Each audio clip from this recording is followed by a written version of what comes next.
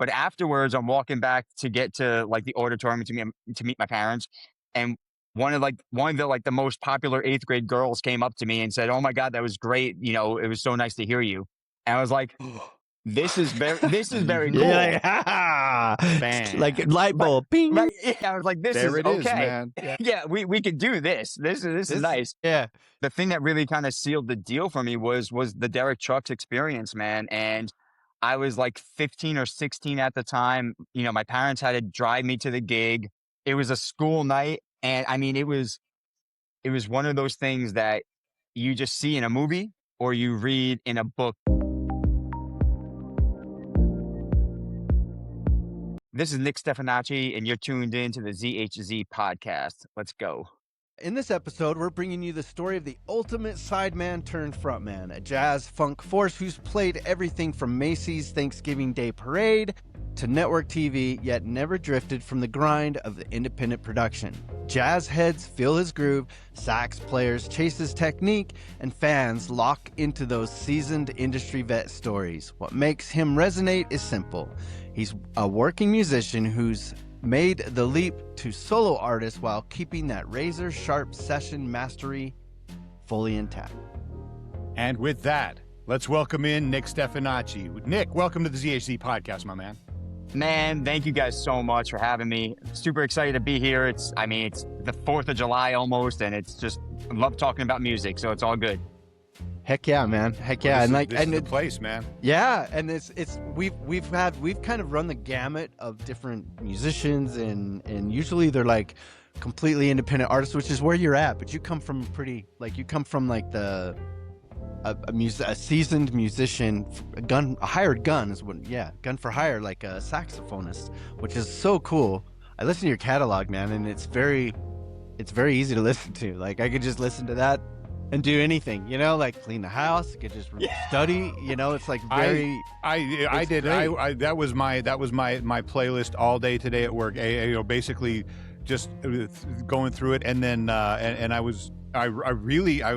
then I stumbled on your album of cover tunes, and not just cover tunes, but cover tune medley of cover tunes. So it's not just like a cover tune; it's like an MJ medley, a Stevie Wonder medley. It's like I'm like, that's sick, man. That's fantastic, dude. I thought that was so cool. Yeah, sweet. Yeah, we went deep on that album, man. That was. That just snowballed, you know, and I mean, the way that the album came about was when I first started playing live shows as a leader. You know, fans always like to hear covers of things, you know, and I was like, well, I don't want to do full songs, so I came up with like this MJ medley, and then I said, I want to record this stuff, man. It's cool. Right. Yeah. I mean, you do a straight cover of "Feeling Good," but then like the Stevie Wondrous, you've got Sir Duke, "I Wish," "Don't You Worry About a Thing," "Higher Ground," is "Superstition." Yeah. I mean, it's like boom, boom, boom, boom, boom, right out of it. But that MJ suite, "Human Nature." I was sitting there and I wasn't, you know, it's kind of like on and back, I'm banging away, and I'm like, "Human Nature," and I look, oh my God. So it goes, and it rolls through "Human Nature" into "Thriller," into "Dirty Diana," into "Smooth Criminal," man. So I wanted to say, man, props on that, because, you know, I mean, you're not the first person to do an album of cover tunes by any stretch of the imagination, but doing it not in every a series day of but doing it as a series of medleys, it was, I think, is a stroke of brilliance. you did a mashup. It sounds, you know. Yeah. Oh yeah. No, we went 110% on that, man. We went hard. So, but if I'm gonna cover a song, I'm gonna put my twist on it, man. I'm not, you know. Sure, you got it. Most def, man. We're in a 7-piece like reggae, rock, ska, funk, alternative rock band called Z Frequency, and we are just about ready to do our first cover of that we've done. I actually done as far as published and stuff, which is Hall & Oates' "Man Eater." Ooh, yeah, for sure. We don't have a sax player though. I wish I would have known about you earlier. I would have had you do a number on it, but next time we'll do a remix, man, and I'll exactly. for you. So we subbed out trumpet and trombone, man. So and then it finished off little collar response and a stuff. Guitar. Yeah. All right. I dig it. Yeah. Gotta get The creative guitar with it, did the man. last half of that solo. So it's a weird thing. We're gonna hopefully it plays well. I'm not gonna push it too hard, but it's our first attempt. If it doesn't, we blame Hall and Oates, man. That's no, right. I will never blame Hall and Oates. And it just goes into the ether, so it's fine. Right. It's fine. Right. That, yeah, probably. But yeah. Anyway. We'll pretend it never happened. Yeah. Oh God, yeah. And we'll never speak of it again. Let's talk a little bit about your background. You started in 6th grade with talent show, and you and then even playing with Derek Trucks at age 16. Mm-hmm. How'd that all happen? Like, how did you get into the music thing, and how did you pick up like the sax and go, that's what I want?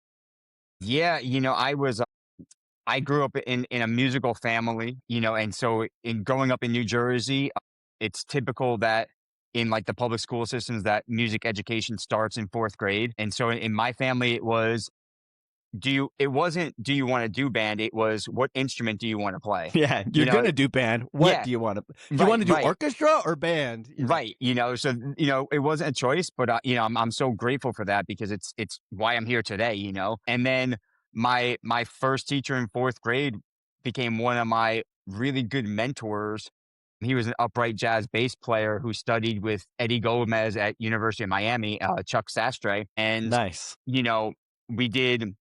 got to try out a couple different instruments.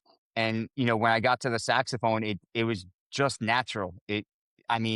Natural. And it snowballed from there.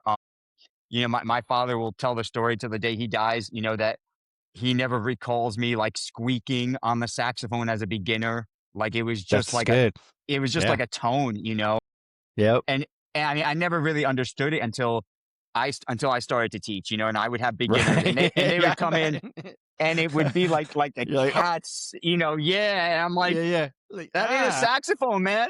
It looks like a saxophone, but that ain't a saxophone. Yeah. But I didn't even know it could make that sound, man. I was like, how are you doing that? That's so impressive.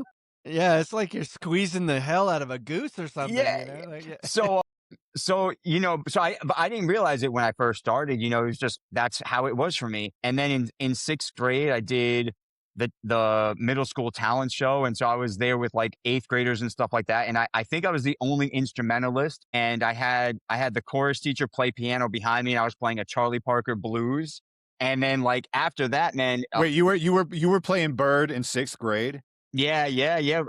I believe it was all Pravab. I did, like the head, and then I played his solo. Yeah. Well, and then if there was any doubt, it all left right then, man. If you're playing Birdman shit at 6th grade, man, then you're a sax man. Didn't you like pick a challenging song because you wanted to impress a girl that was a little bit older than you? Well, no. So the story, man, it's so funny that you said that. I love it. So after this, man, I'm a 6th grader, and like no one talks to 6th graders. And I do this jazz thing at the talent show. But afterwards, I'm walking back to get to like the auditorium to meet my parents, and one of the most popular 8th grade girls came up to me and said, "Oh my God, that was great. It was so nice to hear you." And I was like, This is very cool. Yeah, like light bulb. Bing. Right, yeah, I was like, this there is it okay. Is, man. This is we can do this. This is nice. Yeah. This is gonna get me. Well, I mean, we all get into music for the chicks, man. I mean, really, that's. I mean, I love Bird, but I mean, we can go down a rabbit hole with that, but yeah. Oh God, yeah. And then, the thing that really kind of sealed the deal for me was the Derek Trucks experience, man. And I was like 15 or 16 at the time. My parents had to drive me to the gig. It was a school night, and I mean, it was one of those things that you just see in a movie or you read in a book because it doesn't really happen in real life. But we pulled up to this club in Teaneck, New Jersey, and it doesn't exist anymore. Small little venue. And I mean, guys, the line was around the block. Oh, yeah. And I'm not kidding. Like, again, this is stuff that you like read about or you see in movies. Like, it doesn't happen. And how old are you? 16? I was like 15 or 16. Yeah. And mind so, blown. Yeah, Absolutely. gone. And so it was like, all right, cool. So I have my saxophone. My parents are with me. And I walk right up to the bouncer. I don't wait online. And I walk up to the bouncer. I say, "Hey, I'm playing tonight with Derek." And he let me in. He let my parents in. And so like we're like cutting through the line, not paying a cover. We get seated. Right. I play with him a little bit. I mean, I'm very blessed that this was like pre cell phones with video, because Right. I was probably awful. I mean, let's just call it like No. no. I mean, seriously, because like Derek was doing all of his original stuff at the time, and I didn't have any of those records. So I'm trying to pick up the key and pick up, and play along and like jam. And so I was probably awful. So thank God that went down in lore. That is legend. That's history. Right. You said there's no evidence. Yeah, And it's funny. Like I went online a couple years ago when I was still teaching, because my students were asking me about it, and I did like a Google search of like the club and Derek Trucks playing, and I couldn't find anything. I said, you know what? It's probably good. It's probably way better for my soul that I don't do that. No. Yeah, and that's why it's I can control the narrative. Yeah, exactly. I blew the fucking doors off that place, man. It was wild, man. Panties everywhere. It was crazy. Yep. But that's why I always encourage people to document their progress, because if nothing else, for self-humbling, like, dude, you don't want to share that stuff years later, but you can listen to it at least and go, like, especially when you feel stuck somewhere in life, and you're like, I actually sound pretty good now compared to then, so yeah, no doubt. But I mean, and I thought music was simple. I was like, oh, all right, cool. You get a band and you play a show and people show up. And no, that's not how this world works at all. Actually, that's the outside. Yeah.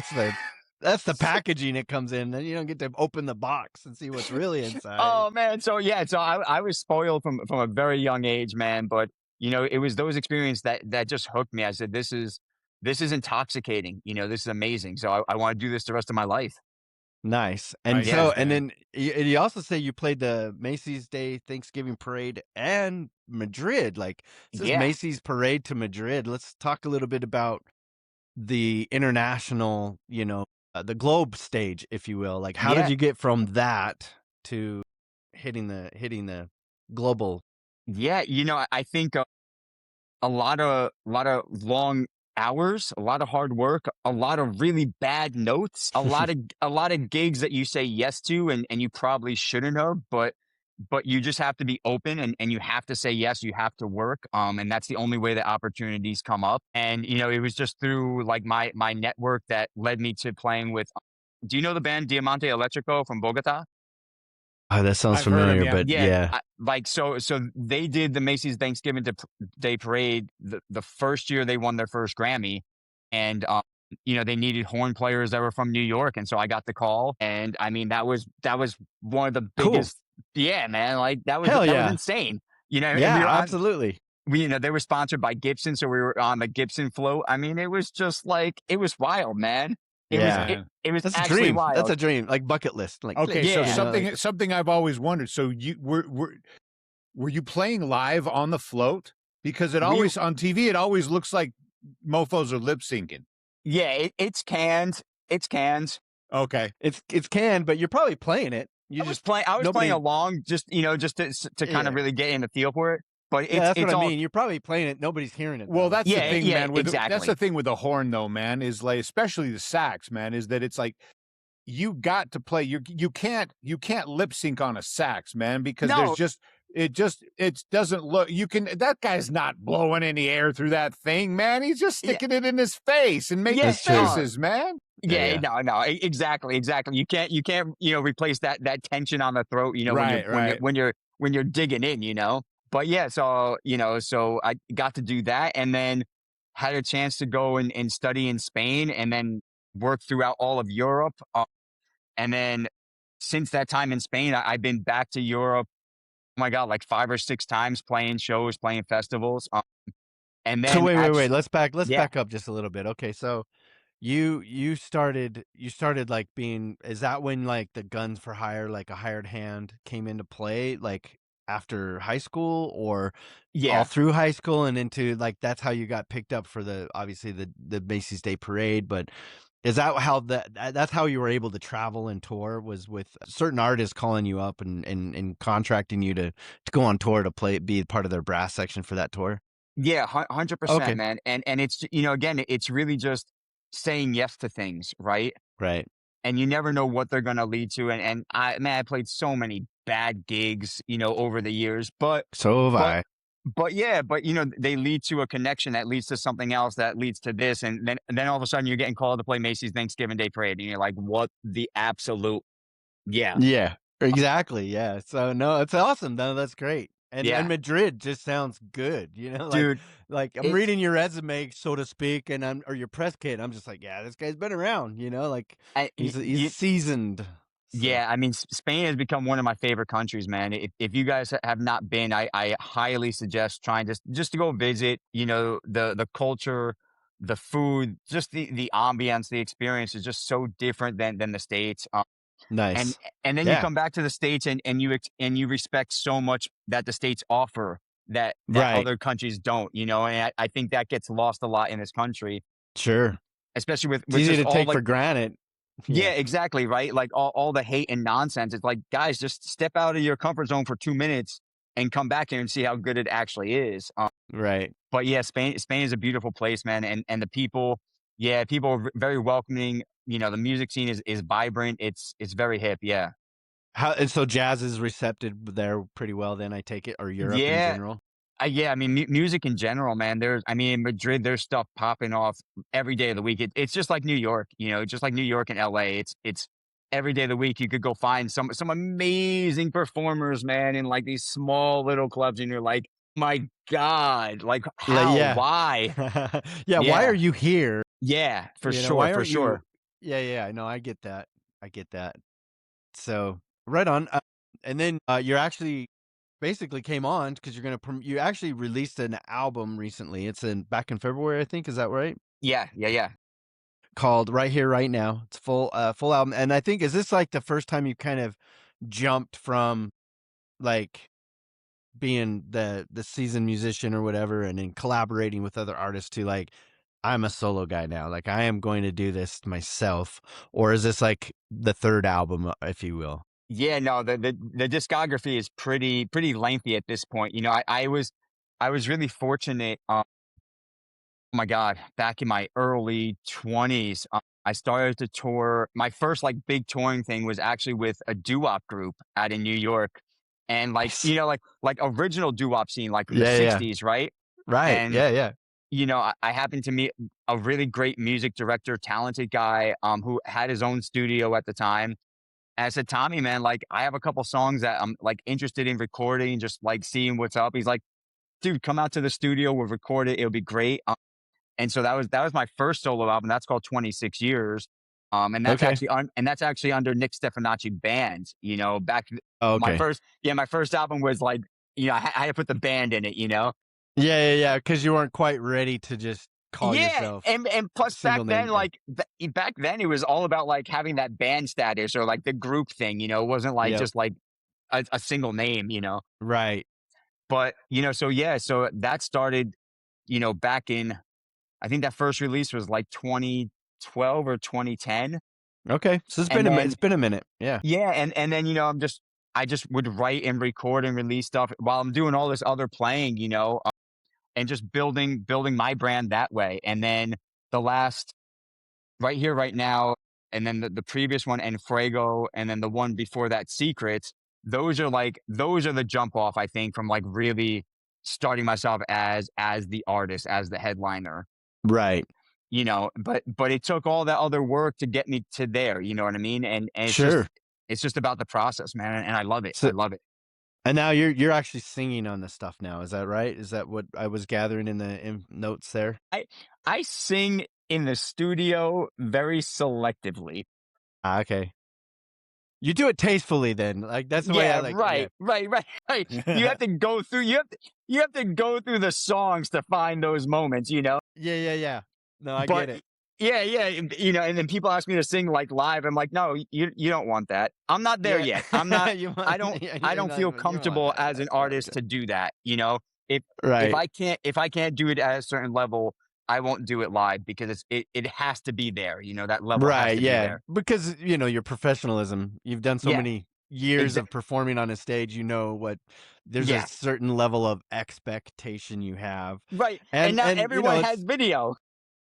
Well, yeah, that too, Anymore, it's like, I almost don't care, but Well, it's like, go ahead, film it, I always make an ass of myself everywhere else in life, just might as well just capture it too. Yeah, share it. But Please tag me. yeah, exactly. So on right here, right now, talk to me about this the Latin influence here, man. Because because you do a cover of Oye Como Va. Yeah, I love it. I love it. Then you've got La Puesta del Sol. You've got Después del Atardecer. You've got a lot of Latin influence, and not just on this album, man. It's like so where does that come from? Yeah, honestly, it was when I was living in Spain and just playing all throughout Spain and Europe. You soak up everything, or I try to soak up everything, and Right. it really started with my last album, In Fuego, where I was just in this phase of writing where everything I was doing kind of had this Latin flair to it, and it was just it took time for my body to absorb what I was listening to and what I was playing to be able to start writing it. Gotcha. And now, with In Fuego, and then right here, right now, I try to always put something with a Latin flair to it, man, just because it feels so good, Latin music. My Yeah. God, like it just hits Moves you. differently. Yep. Yeah. And and with what's going on in this world with like Latin music, like if you're not doing something Latin, like you're really just not staying with the curve, I think. Yeah, yeah. Well, I mean, Go into that. I probably Yeah. listen, even though it's it's it's an instrumental, man. But I probably listened to Dime Que Me Quede 3 or 4 times just on a loop, man, because it was just it's in that track is in the pocket, man. And Man, that I song, dug it. I dug it. I want Mark Anthony to sing that song. Like it's Nice. totally a Mark Anthony song, man. And if he did Yeah. it'd be huge, man. It would. Now I'll be back at Macy's with Mark Anthony. Well, he's a regular viewer of the show, so And dig then, it, man. do you have what do you have like next coming up? Like, I mean, what's the plan? Like, obviously you've had a few months to promote this. Yeah. Are you working on anything new, or you got touring in mind, or you do There, local stuff out there in New Jersey, or yeah, I mean there's everything, man. I have a wedding for a former student that I'm playing like next weekend out in Jersey. awesome, nice. Yeah, and then I'll be out in Vegas playing the national anthem at the Las Vegas Aviators baseball game in August. And then September, I'm back in New York City at the Iridium, which is like one of the biggest jazz clubs in the city. And then October, as long as my visa comes through, I'll be heading out to Shanghai to play the International Jazz Festival. So, Oh, tell me about yeah. that. So Sick, there's like man. an annual festival Oh, they do. yeah, it's like this huge cultural festival, man, and it like runs like I believe it runs like the entire month of October. And Okay. so yeah, I'm going over there for 2 shows confirmed already. But like, I gotta do like the visa paperwork and all that Yeah. stuff. Oh, yeah. So if that gets denied, I'm not going. Right. Man. Obviously, yeah. I've had that's happened more than you'd think. All of a sudden there's a I bet. band goes on tour, but they're missing a guy, and you're like, oh yeah, he couldn't get his visa to pass through. We had to grab Well, this guy on our. a friend of ours actually got lucked out because the band Hepcat was heading out for a European tour, That's and right. their sax player was from, I want to say, from Bolivia or Peru or something like that, and he couldn't get his visa to clear, so they called a buddy of ours that because he was in a band that they gigged with quite a bit, and so from one day to the next, our buddy got to pack up and like we're playing with his band one night, and we're like, "Where's Dan?" He's like, "That asshole, man. Yeah, they were so playing, mad. He's They were playing so jealous. Amsterdam with Hepcat tonight, Yeah, man." yeah, I'm yeah. like, Wow, "Well, that that's sure awesome. beats the hell out of playing the Davis County Fairgrounds tonight." Right. doesn't No, it? it's awesome. It's all good. It's all good. I love yeah. that. Yeah. Yep. So He loved it too. yeah. So if everything clears, then I'll be going to do that. And then I'm gonna swing back actually through Madrid because I have a couple shows the following week. Booked, and to make the travel back a little bit easier. Yeah, a little bit like a few stops along the way back home. Exactly, dude. I mean that trip does is. that? Go ahead. No, yeah, I was gonna say that trip is just brutal. So I'm not looking Yeah. forward to that.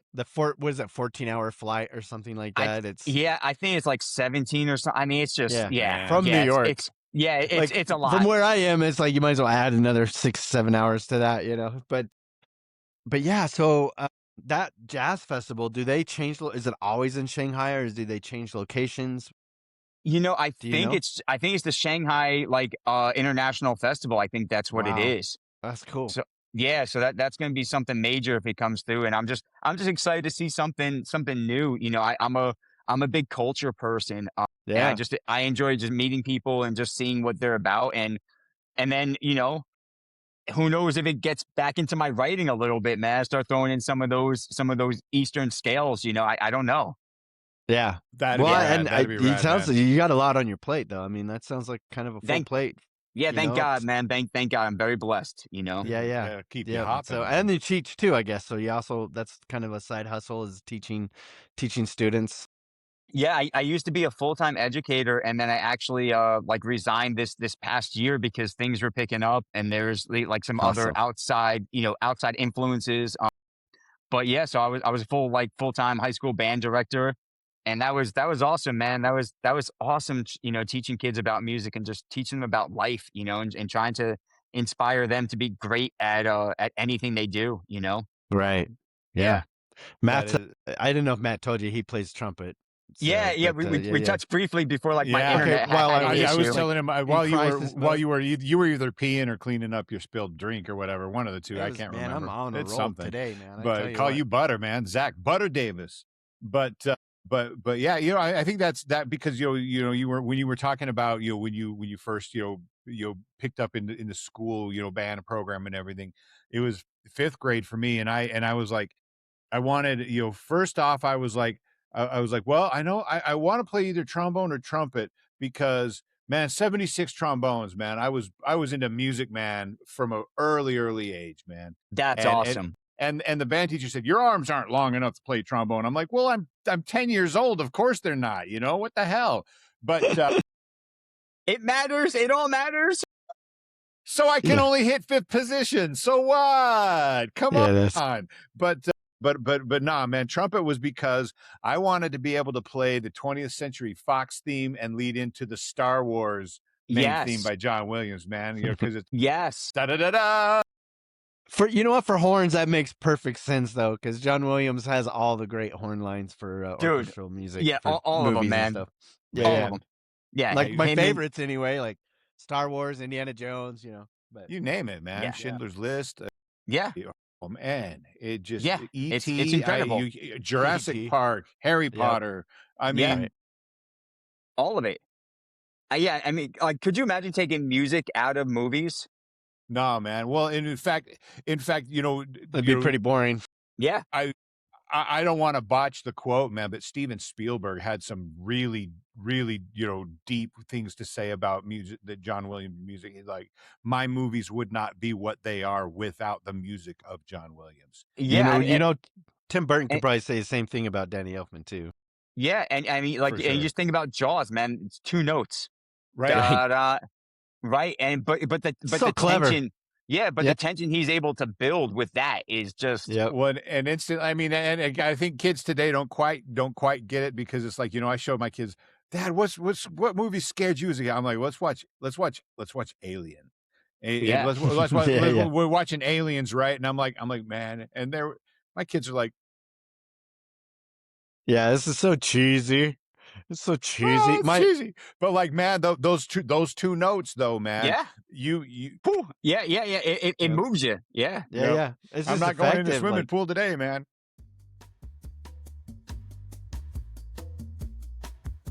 Let's say that somebody is making Nick Stefanacci the motion picture, and I want you to pick 3 songs. They don't have to be your favorite songs. I want them to be songs that influenced you or shaped you in some way, but 3 songs that are on the soundtrack of the motion picture of your life. Ooh, I would say, wow. I have to go with probably Billie Jean by Michael Jackson. Good song. Excellent. I would probably have to go with like Sinatra with like The Way You Look Tonight. And, I would probably say, ooh, man, there's so many because like what comes to Tough. mind, like Beatles, Prince, Chick Corea, Steely Dan, Sure. yeah, I would say Asia by Steely Dan. That's great. They're All great right, choices. Yeah. Yeah, those are great choices. And what Is there a particular reason why you picked those three? Yeah, I mean, like growing up, Sinatra Live at the Sands with Count Basie was probably like my favorite album throughout high school. And I mean, and that was a young Quincy Jones doing all the orchestrations and arranging. Right. And so that music was amazing. And like, it was Sinatra at the Sands, like at his prime. So his delivery, his stage presence, and you're hearing the banter between him and the audience, and it's just legendary. He's just legendary. It's just there. Just and then, the best that ever was, man. Really, right. I mean, he is singular.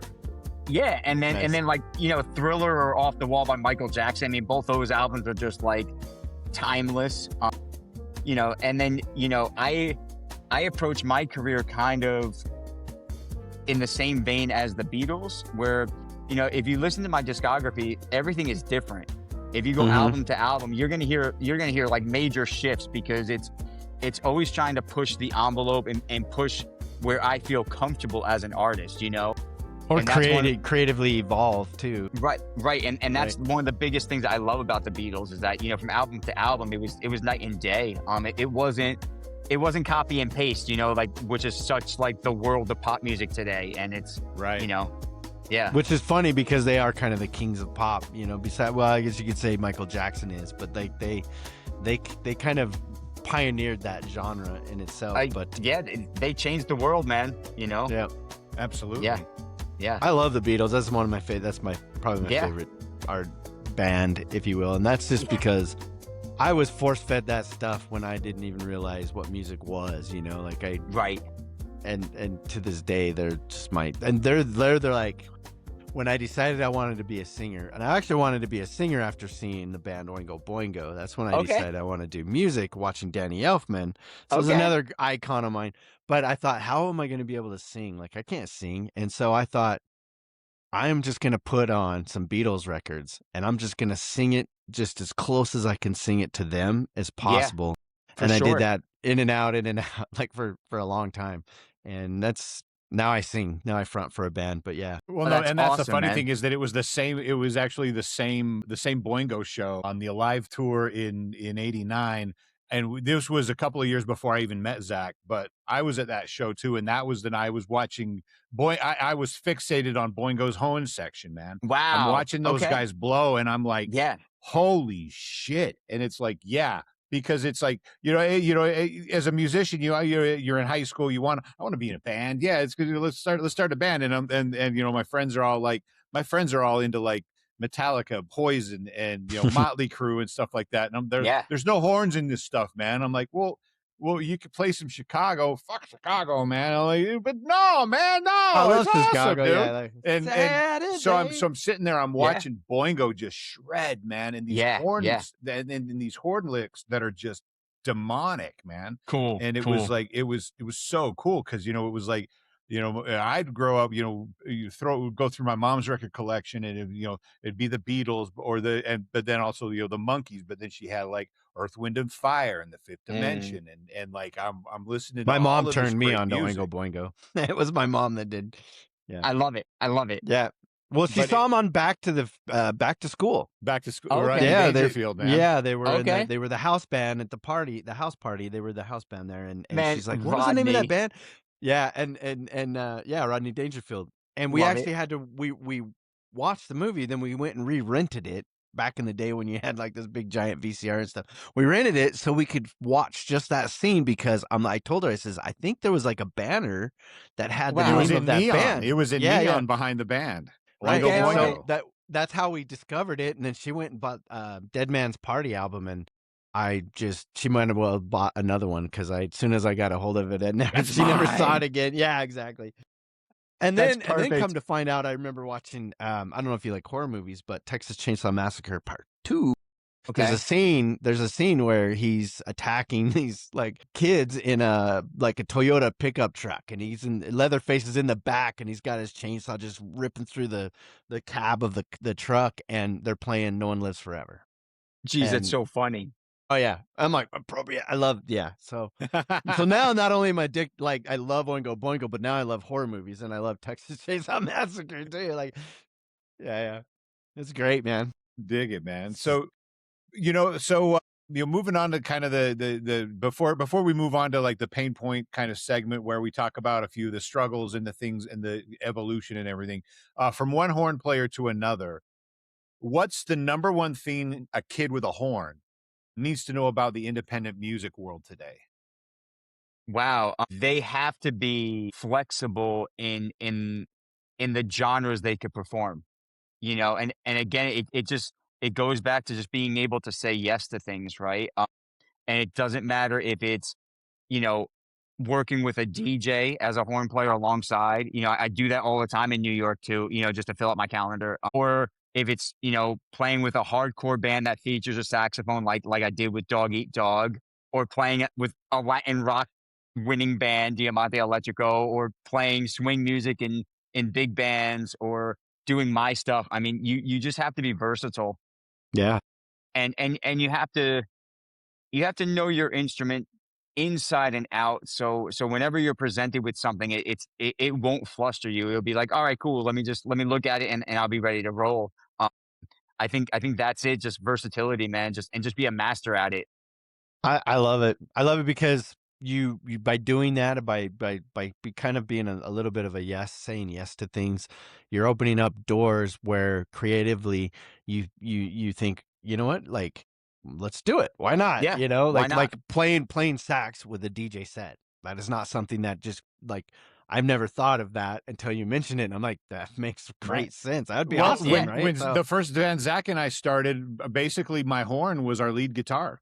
Like yeah, we didn't that's have awesome. we didn't really have a lead guitar riffs. Yeah, We used the trumpet. We had a couple of keyboards, and Zach and I, harmonizing on vocals. And so that's awesome. it really is, and it yeah, is really I practice, love it. practice, practice, practice. Eat, sleep, and drink that horn, because horn chops, if you got to bust your butt to keep them in shape, and Yeah. if they slip, it takes double the work to get them back. Yeah, man, and they fade so fast. All those tiny, minute muscles in your face, they lose their elasticity, like, overnight. Basically, it's Yeah. insane. Yeah, Yeah, No, man, no, definitely dedication in that. So yeah, nice. no doubt. Great advice. It's great advice. dig it.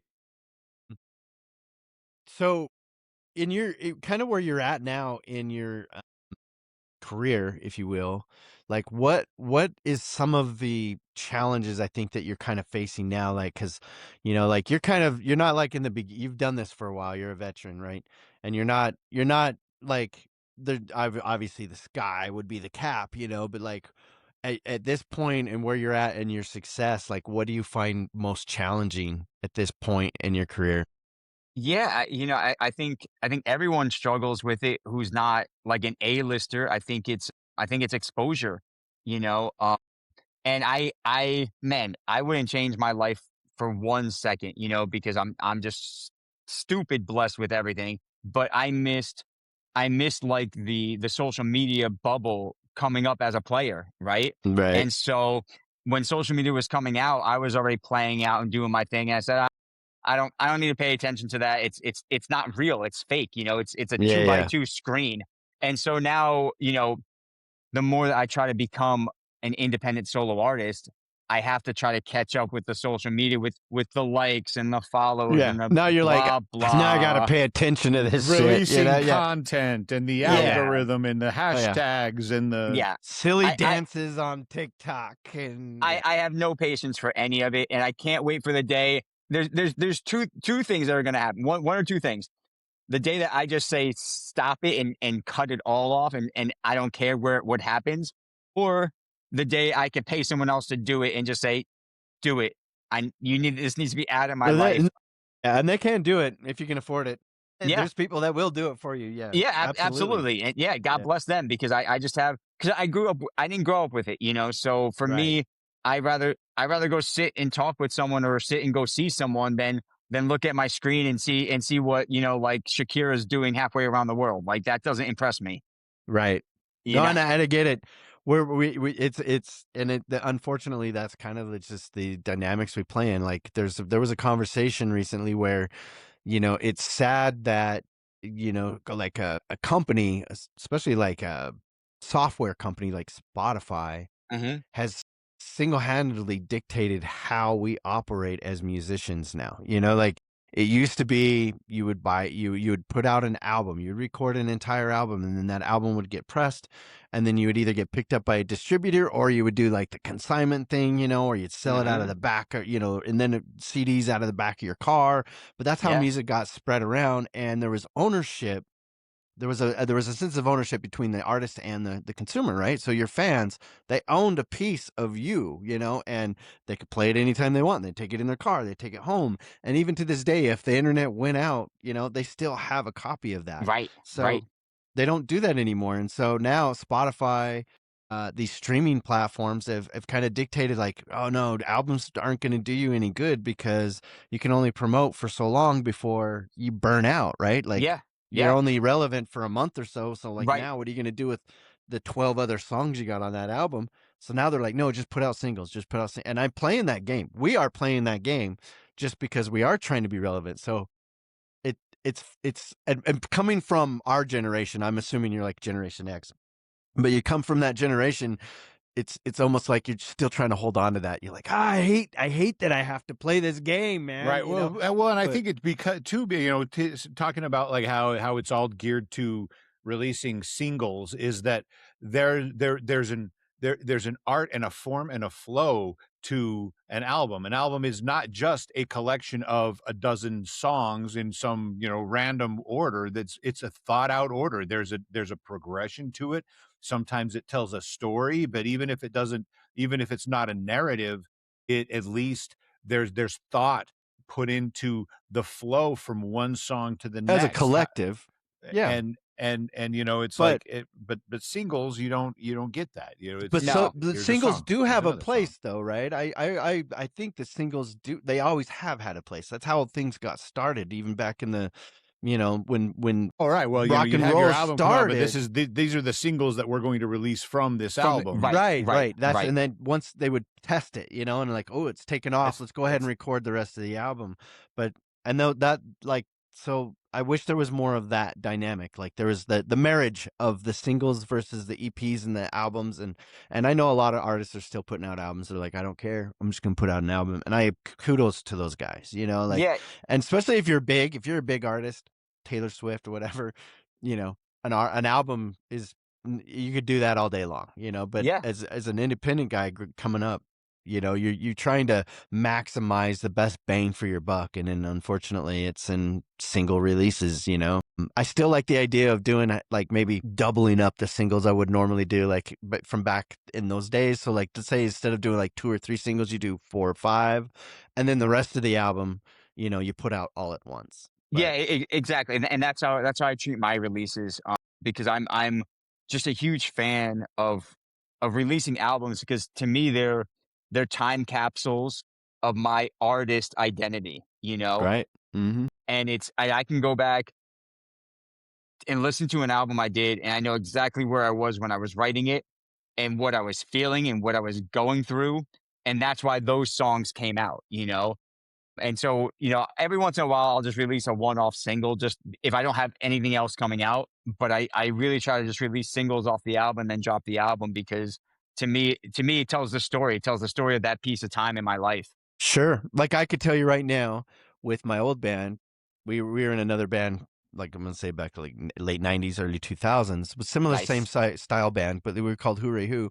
We did an album. We actually went to a studio, recorded the full album. And anytime I even think about that album, I'm instantly back in time when we created that album, where like the stuff we do as the frequency now, it's like up to this point has been basically singles, where I dropped an EP, but it was just like, it didn't have the same kind of muster, you know, and and I can't, you know what I mean? I kind of vaguely remember when I released those songs, but I couldn't pinpoint a memory. I couldn't attach a memory to it like I could then. So that's definitely. And we were broke as shit. So it's like we had all the money, so we had to record. We like recorded the entire album over like a weekend, and like, so we'd get and luckily our engineer was he was a trooper. He's a trooper and just as batshit crazy as we were. But we'd be in there first thing in the morning, all day long, you know, all night long. Too. And like people, I think it was like 8 a.m. to 2 2 a.m. It's like Yeah. what our that's how you have to schedule do was. it. So, yeah. Yeah. And we smelled like bad breath, BO, and like It was- farts, and It's I mean, it's fine. It smelled fab, baby, Yeah, fab, feet, ass, and breath. yeah, exactly. And you know what? That's what studios smell like when you're doing a Weekend Yeah. Warrior Yeah, when you're campaign. working, yeah. Yeah, yeah. Oh my Anyway, God, that's awesome. I yeah, love it. I love it. yeah, yeah. So fun, man. So is there anything else besides like trying to get exposure? Like how, I mean, obviously this is one of the things that I just realized with this podcast is because originally when we started, it was pretty low. Like we're like, I don't think anyone's going to want to do this. Nobody's going to be interested in, a couple of like old dudes from Utah, but it's No, actually it's starting to awesome. take off. Yeah. And I realized that we're kind of an alternative to the typical, playlist pitching or, running. Not that Right. any of that stuff is bad. I think this No. should be part of your repertoire, but like marketing, Facebook ads, Instagram ads. But podcasting is kind of it's kind of a new way to promote Yeah. your music. And so, It's yeah. I was gonna say it's become a valuable tool, man, and I enjoy it way more because I like talking to people, meeting people, and just sharing experiences. That's just so much more, so much better than like a magazine sending me questions and I type up my responses and they send it back and then they print an article. Like Yeah. They print it like, like you're sitting down with an interview. yeah, Yeah, like yeah, I know. and that's cool. Like it's Yeah, cool, sure. but It's I there. just rather talk. Yeah, Right. And Well, and I think that's great because especially like you get, like really big artists that have popped off, they're always going to be able, like they're going to be on podcasts but the little guy, like that's just as important of a story, because they yeah, were once there as well. And there's a lot more of us in that field than yeah, them, so for sure, for sure. yeah, so I love it, man. I love that we've been like, and it feels like just in the last month or so, we've been really starting to hit the right people, like, Well, that's awesome. yeah. So almost every, I keep telling my wife, I'm like, I get to like it get done. It won't surprise me, Nick, that if we get done with this interview, I go upstairs to relax for a little bit. I check my phone and there's going to be another request to be on the show. Like Nice, man. it's getting to be daily now, and I'm like, and my wife's like, "Oh, that's so exciting," And I'm like, That "Yeah, is, but man. it That's terrifies the huge. shit out of me Congrats. too." Yeah, like, can I handle it though? Right. So Yeah, for Well, sure, for and, sure. and the fun thing is yeah, I think the thing that has it's really afforded us the opportunity to meet so many people, expand our musical horizons as far as discovering people we hadn't heard before, For or sure. that we had heard and we can hear more, and now we can get and talk to you because it's like because the process is definitely like we get a guest inquiry, we get we get things dialed in, we're going to have this guest on the show, so in the weeks leading up to that interview, the week or the however much Yeah, lead time we have, I make sure and I follow that artist on the socials, on the streaming services, start listening to the stuff, yeah, we start getting a research. We feel do our for it. research for sure. And I love it. And then, but also because it's just us and we're calling the shots. yeah, There's no predetermined. We always have like an outline of things and get a lot of input from you on what if there's things you'd like to talk about, some background and everything, so we have context. But allowing it to just to take the conversation wherever the conversation decides to lead. yeah. And Just there's organic. Yeah, no rules, yeah. just I mean, we rabbit have an holes outline. and weird stories. And We have an outline because if it goes off the rails, we can kind of go back. Okay, well, when it goes off the rails, it goes does way go off the rails. Yeah. And yeah, it went off the rails on our last interview, but that was because of me. Well, that's awesome. That's Yeah, awesome. I was telling stall stories, but Boy. and Oh, yeah, I'm not gonna tell them again. You just have to Yeah, watch please, the video, for guys, sure, boys and yeah. girls. But oh man. yeah, I love I just love now that I've got to become friends with like all of these amazing musicians like yourself, Yeah. and like and usually like genres that you normally wouldn't associate with, Right, and right. I love like when I listen to your stuff, I'm like I don't normally typically listen to jazz. Not that I'm opposed to it. Like if it's on, I'm like, cool, it's jazz, but I don't seek it out. But I'm just blown away. I was like, man, I could listen to this all day. I could really do, Cool, man. yeah. So you're I doing think the right things, man, and I love Thank that you. you're taking it and you're being creative with it by changing, just instead of pigeonholing yourself like, nope, I'm a jazz Yeah. saxophonist and that's all I'm gonna do. No, No. you're like, I'll do whatever you want, man. What do you Yeah. want? I'll do it. Exactly. Yeah. well, Exactly. and that's the cool thing about, I mean, honestly, about a genre like jazz is that it's like, it's almost like it's jazz itself isn't necessarily a genre. It's more like an overarching idea of a genre, because underneath that umbrella there is so much. I remember Every other genre. I Yeah. remember the first time my mind was truly blown by jazz. It was my freshman year of high school, and I was in the high school jazz band, and we took a band trip up to Moscow, Idaho, and the Okay. University of Idaho School of Music, run by Lionel Hampton. There you go. Done. Yep. And so it's like, wait a minute, it's Moscow, Idaho. It's like Washington State's like redheaded step cousin, across because it's shared. It's like there's Pullman, Washington State University. There's the Okay. border of Washington and Idaho, and right across the border is Moscow, Idaho, where there's the University of Idaho. Wow. Okay. I gotcha. And Yeah. so, but Lionel Hampton runs the School of Music there, and so I'm sitting there watching this jazz festival and doing these workshops and everything. But in one 2 or 3 day period, I got to see Wynton Marsalis, Michael Brecker, Stan Getz, the Russian Trombone Factory, which was a jazz band that was 24 trombone players, Roy McCroby, the jazz whistler. Wow. And I mean, just and act after act, and I'm sitting there going, my God. Yep. And how did Lionel Hampton become, the director out there? I have no idea. He probably I is like, I'm probably like, retired. I want the quiet life, but I want Yeah, so I'll just but I'm run, still gonna be and, active. And I got and That sounds Lionel like what Hampton it'd got be. up there with the Lionel Hampton. I think it was a quartet. It got up there and was playing. He played like an hour set, Killing it. and it was just night after night after night of Wow. these killer acts, and like and that was it, man. I was like, yep. Wow. Yep. I'm sticking with the trumpet, man. Yeah, that's Yeah. awesome.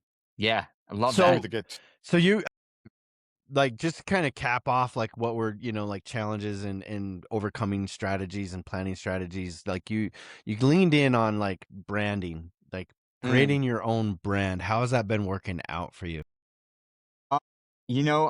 I love it. I love putting more than just music out. It's a feel.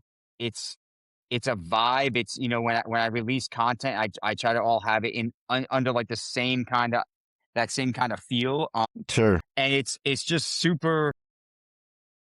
I think it's just way more important than just releasing music at this point. And if you look at all like the majors, all the A-listers or whatever, they're all brands. Sure. And so I think it's just a key element that any musician, kind of has to lean into a little bit. Yep. I absolutely agree. Like I want to say brand, just the brand Yeah. wasn't really something in my, in my hemisphere until just recently, like a few years ago, we're Yeah. like, oh, brand, because like YouTubers and stuff, they're like brand, but now it's like, it's everywhere. And what I was going to say is, how we were kind of alluding to like, being Gen Xers don't want to do any of this, like it's social content and stuff. But I will tell you this is the more you do it, the easier it gets, and I think you slowly start figuring out like, I don't need to be that guy and I don't need to be that guy. I really just need to be me. Right. Right. And then Right. because being me means brand. That Right. is right. So- Exactly. No, it is easy, but I mean, honestly, I'd rather be practicing or writing music than like creating content. Yeah. Like, and that's just me, how I'm built, I know. Well, and it's like, yeah. Well, and obviously you're committed, seasoned professional musician. It makes sense. But like, there's points now, like I'm at the point where I've like like nobody, I had to wear all the hats, right? And so, and I'm kind of a control freak as far as wanting things to happen. Like I'm okay delegating control, but when they don't happen, like I'm like, you guys aren't even trying, you know? So like, Dude, I feel give me the you. hat back and I will take care of it. But I started learning like marketing. I started learning like all of the back ends of stuff. And the more I started to do it, the more I'm like, I actually enjoy this stuff. And then I also realized nobody really knows what I'm talking about. When I talk to them, they're like, yeah, I don't know. So even when I have guests on, I'm like, so you got this new album out? Yeah. Like, what are you doing to promote it? Talking to you guys. Yeah, Duh. that is it. And They've I said that. released They've it on actually said that. Spotify. Yeah, they put it on Spotify. I'm like, cool. That's like, 60,000 per day or Yeah, I mean, 100,000 tracks per day. Like, how's that working out? But I'm trying to hit all the elevators in Macy's. That's my pitch. nice. There you go, man. That's great. Boom, baby. That's awesome. Do you ever busk? Do you ever busk out there? No, that was one of the things that I kind of made a promise to myself as a really young musician. I'm not gonna stoop that low. No, and I don't want it to sound that way, because there's so many great musicians that are doing it, so I don't want it to sound that way, but it was just something that like it was always all right. If I can't do it and I have to do it at that So level, you looked at it like that, like the government. You looked at it like unemployment. yeah, That's like that's the like last thing. That's like the bottom right, of the barrel of income. and I don't want to, I don't want to sound that way, that stereotype, Right. because it's really not that. But Right. Of course. personally, it was like if I can't play gigs and move forward and do that stuff, then I don't. Then I'd rather not do it than do that. If that Yeah. makes sense, Well, and I don't think it's for everybody either, Well, and like right. I totally can see where you're coming from, Nick, because that's kind of where like I hope I don't have to resort to like holding out, a guitar case and then just strumming, horribly and trying to sing like at the corner and just you feel like because and it's not every day, that is the case, but a lot of times, I mean, these people are it's you feel, apathy for them, like. Well, I think So, though yeah. too though that there for me it's like you can't if everybody was doing everything, then there would be no variety in life. And there are artists who thrive in the busking environment. But and then there's but of course then there's artists that like, but then you see like the social experiments where like the lead violinist that's going to be featured with the New York Philharmonic one night he sets up in the subway station and he starts to play, and it's a video of people just walking by without paying him any money. It's a sold out show later that night. One of the finest violinists in the entire world is playing for free, and nobody bats an eye, and no one cares. But then you've got bands that have kind of made busking kind of part of their branding, like a band like Lucky Chops, man. Okay. Lucky Chops, and these are some horn players that can flat out blow. Or even and that's like Leo P, the Barry sit player, whose whole shtick is I'm freaky, I got green hair, I wear tight pants, and I dance around like a crazy man. But I can play the shit out of a Barry sax, man. Well, that's and this Barry can make sounds you never thought a Barry could make. Yeah, for sure. That's how Ren got his start, was busking, and now he's like sell out stadiums.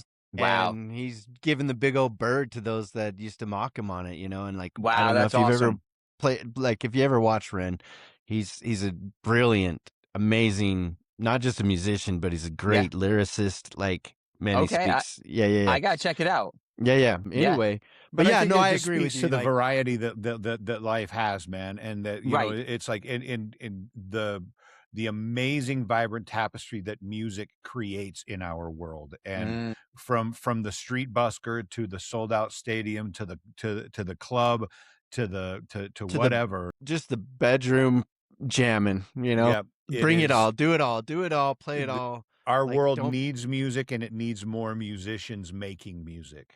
Dude, 100%. I love it. Well, cool. Well, Nick, I want to say thanks for being on the show. Do you have any shout outs you want to give? Any collaboration shout outs or mentors or anyone's been a part of your journey that you'd like to say thanks to? Man, so many people. So, my first teacher, J. Chuck Sastre, who like I lost when he was 49 years old. And he actually got me started into like the philanthropy part of my life, which I am forever grateful for. My saxophone like mentor, Frank Elmo, and then, some of my college teachers like Ed Jaffe and Alan Wan, just like amazing people, amazing talents. And, they just shared their gift with me, which has given me so much more in return, Absolutely. yeah, truly amazing. And when you meet those people, they change your life, Nice. Yeah. Yeah, no, that's great. That's great. Where can people find you? Like, do you have a website, or do you hang out in, I know we've just talked a little about poo-poo and social media, but is there a place that you kind of like hang out mostly? Like, Yeah, I mean, I think the easiest thing is my website. So nickstefanaccimusic.com. I have all my socials there so they could link up that way. But I will say, like, I'm most active on my Instagram page. okay. Yep. You know, What's your handle? What's that and handle? that's just Nick Stefanacci Music as well. Okay, cool. I'll put those up Yeah. on the screen so everyone can see.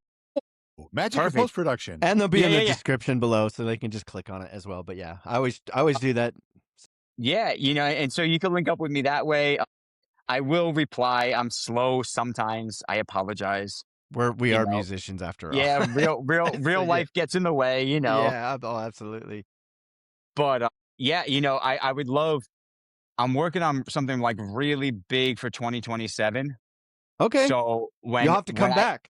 Yeah, absolutely, man. Because this thing is going to have some serious like community impact that I am stoked about. Some heavy hitters on the collaboration. And and I want to I want to have you back so we can dive in and give a adequate and appropriate time to diving into your philanthropic efforts and the things like that. Yeah. Without trying to just gloss over it real quick and tack it on at the end. So, let's make sure and keep in touch, and we'll get you back on the show so we can catch up with you, see what's going on. And when you're ready to let that cat out of the bag, let's let it out and let's dig into it, man. Yeah. Just reach out to us. Say, hey man, it's coming up. Okay.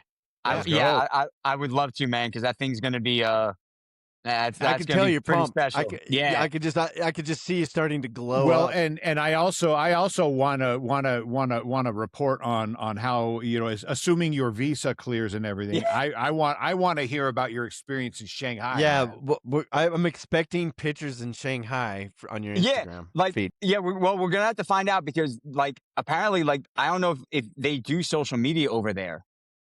Oh well, you could do it later. You can always take pictures and then send it later. Exactly. Yeah. That like I sneak it in.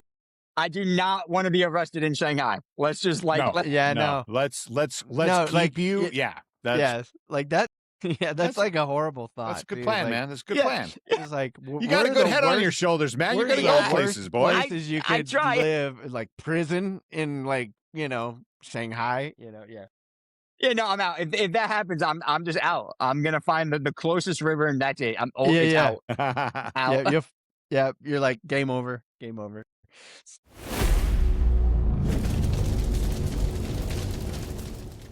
Nick, we're gonna do a rapid fire round now in this segment, and it's basically 7 off the cuff questions, and we just want your initial reaction.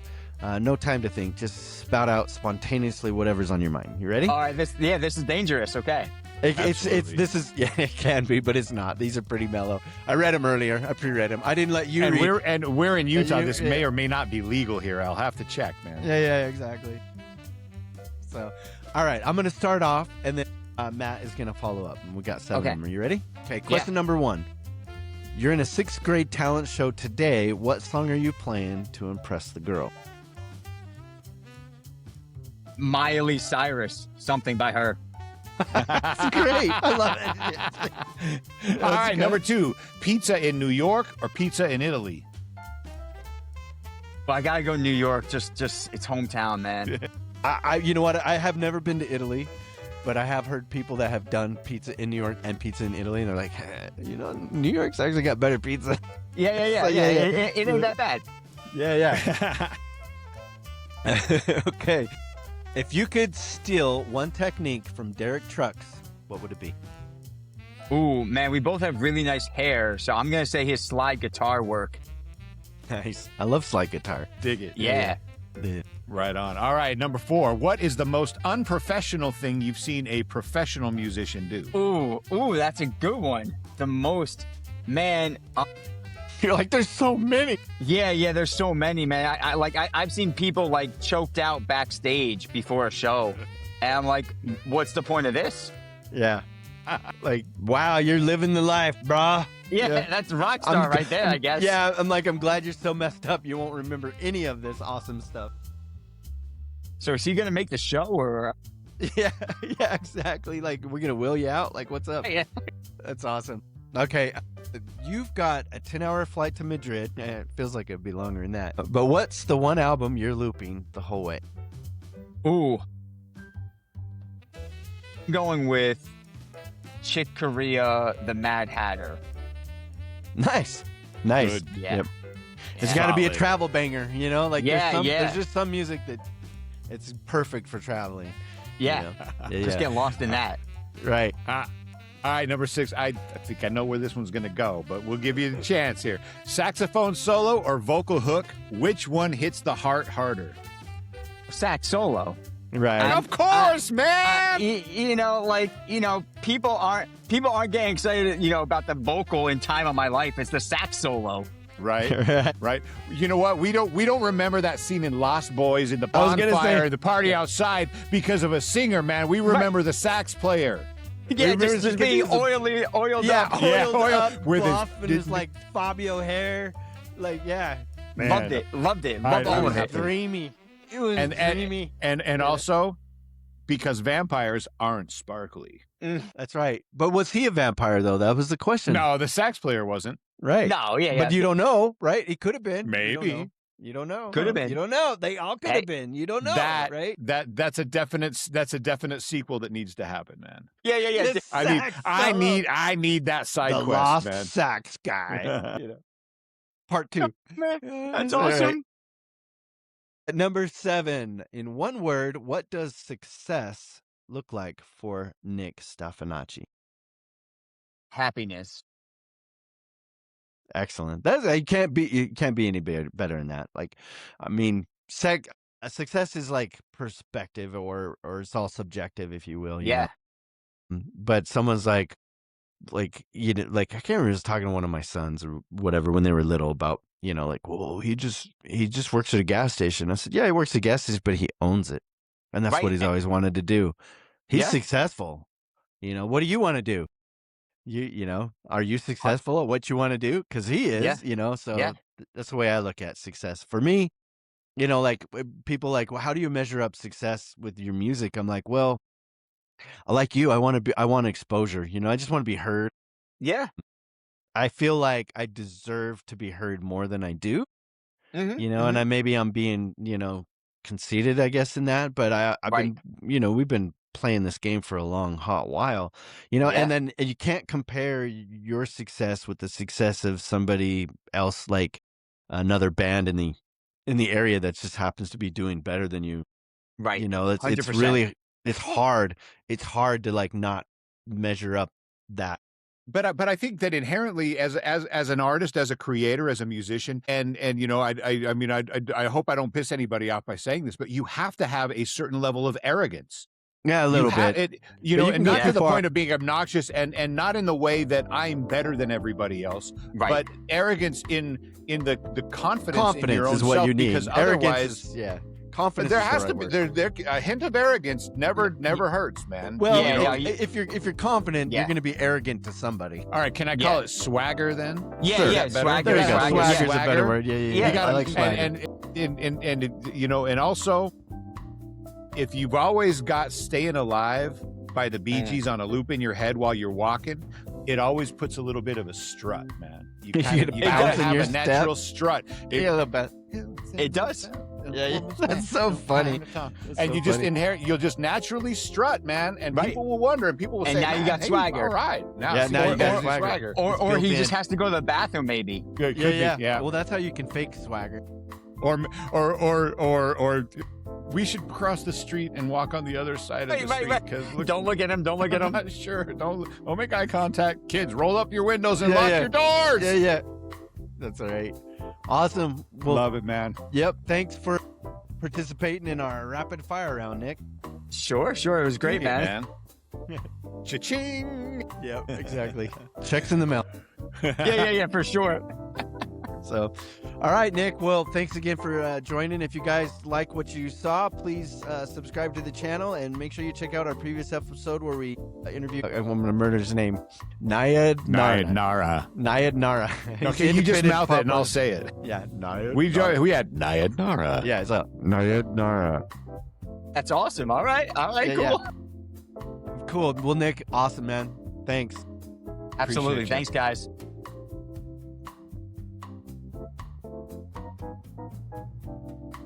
Nick, thanks again for hanging out with us today, man. We had such a great time getting to know you and hearing more about your journey. If you enjoyed today's conversation, be sure to check out Nick's latest release right here, right now. We'll have links to his music, social media, and website down in the description.